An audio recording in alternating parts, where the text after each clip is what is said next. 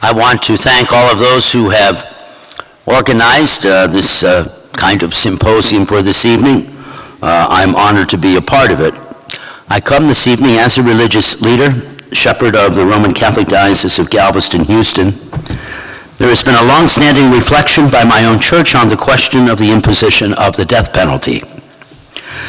The shock, grief, and anger of a family towards the murder of a loved one are shared by their friends, by their parishioners, shared by many, many citizens.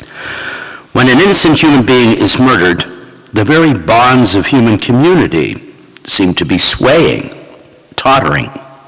Genuine reactions of horror can also harden into revenge. Sharing in the grief of those who have lost a dear one by violence is a significant aspect of our humanity and of our Christian faith. Support and solidarity for family and friends who remember one lost in this way is a necessary part of our dealing with this matter. The taking of an innocent person's life is also a question for society and the civil government. The role of protection and justice appears clearly in the treatment of those who murder and commit violence to citizens. In 1995, Pope John Paul II published a circular letter, which we call an encyclical, called The Gospel of Life. In his teaching and reflections on a whole host of life issues, he also treated the death penalty.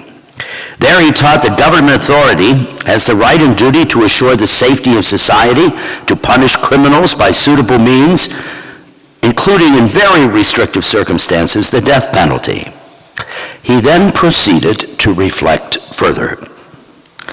He indicated a preference for non-lethal means of punishment as more in keeping with the common good and the dignity of the human person.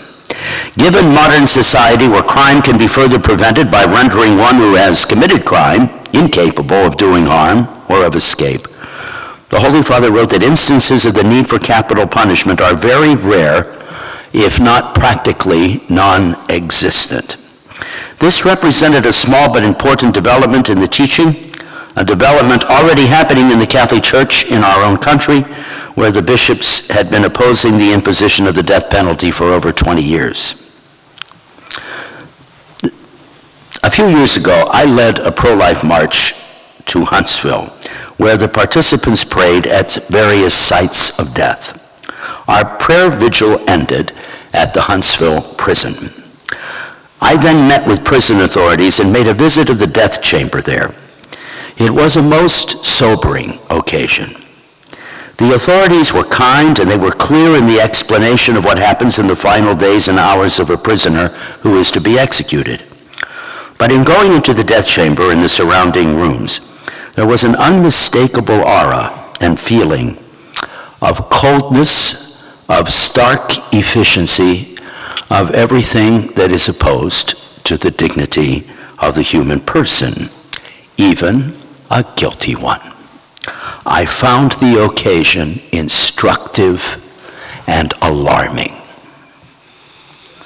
The care and support we bring to families and communities who have been victimized by murders is an essential element, dimension of our religious convictions.